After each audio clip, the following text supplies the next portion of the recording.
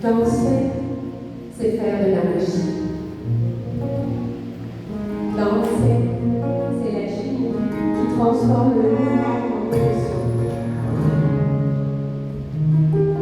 qui laisse passer les sentiments et fait du corps le dialogue pour les sensations.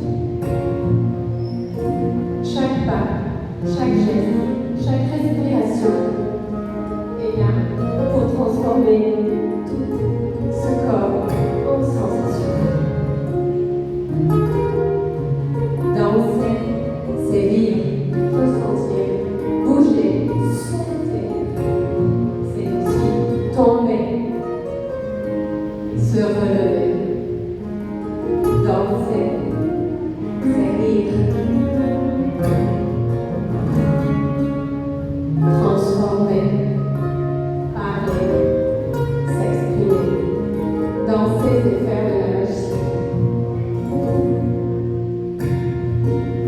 Bailar es escribir, es no resistirse, componer lo público, en intimidad, bailar es subir, romper, hacer, bailar es imaginar con los huesos, cuánto dura un gesto, es el cuerpo decidiendo, bailar porque sí, bailar para devolver el presente, para salvar la realidad, bailar.